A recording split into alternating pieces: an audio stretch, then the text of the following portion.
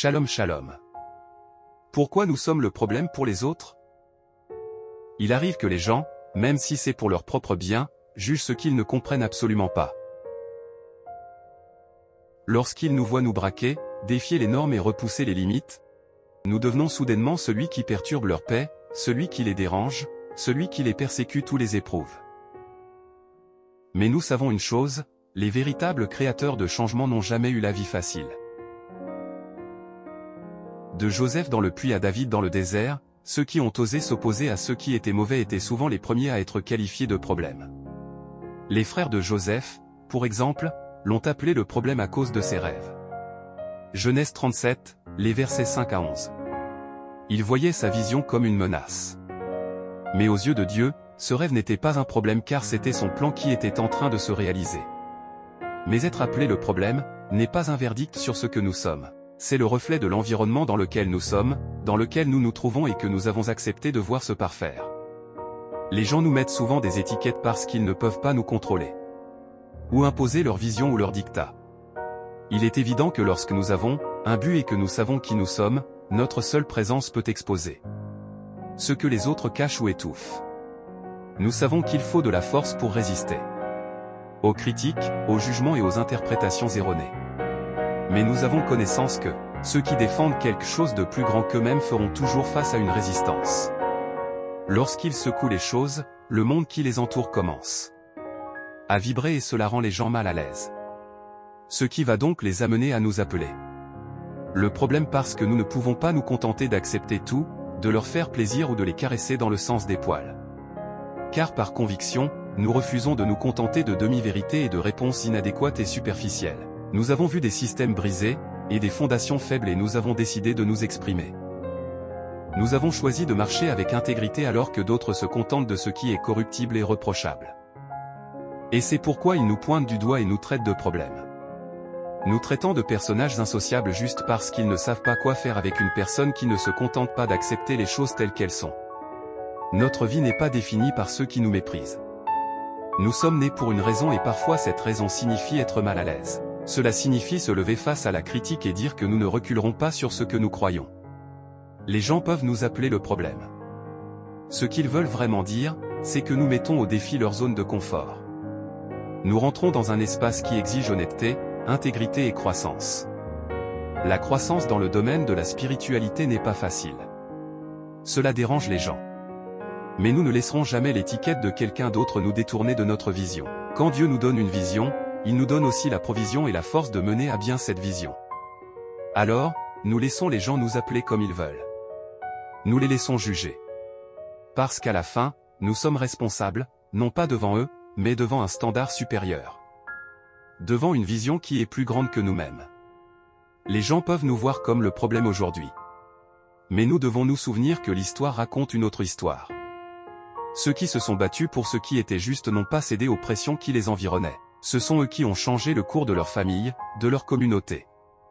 Et parfois, même du monde. Nous pourrons être appelés le problème maintenant. Mais un jour, ces mêmes personnes se retourneront et réaliseront que nous étions la solution depuis le début. Les gens sont rapides à étiqueter ceux qu'ils ne comprennent pas complètement. Quand quelqu'un ne s'inscrit pas dans leur histoire, dans leurs idées préconçues ou leurs moules sociaux, il est plus facile pour les autres de dire que nous sommes le problème que de se demander pourquoi notre perspective est différente. Mais ce qu'ils expriment vraiment, c'est leur malaise. Les gens jugent. Ce qui perturbe leur sens de la normalité ou les oblige à regarder des choses qu'ils ne veulent peut-être pas voir.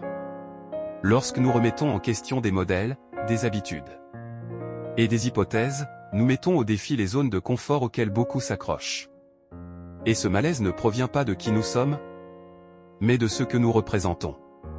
Parfois en étant simplement fidèles à nous-mêmes, nous rappelons aux autres ce qu'ils ignorent ou évitent. Lorsque nous portons un but, une vision claire, cela éclaire des choses que les gens préfèrent garder dans l'ombre. Il est plus facile pour eux de dire que nous sommes le problème que de faire face à leur propre zone de complaisance. Alors ils jugent, ils étiquettent, ils pointent du doigt pour savoir qu'en nous réduisant au silence, ils peuvent protéger leur confort. Pourtant, ce jugement n'est pas une mesure de qui nous sommes, c'est un reflet de leurs limitations. Cela révèle qu'ils peuvent être réticents à grandir, à comprendre ou à accepter une réalité différente de la leur. Quand ils nous appellent le problème, cela signifie souvent que nous posons des questions auxquelles ils préfèrent ne pas répondre parce que cela demande du courage.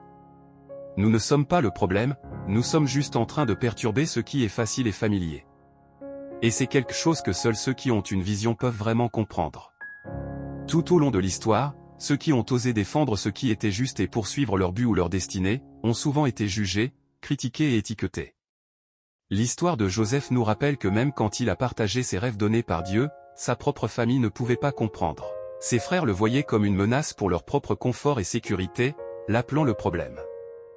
Mais ce qu'ils voyaient comme perturbant était en réalité un appel placé sur lui par Dieu.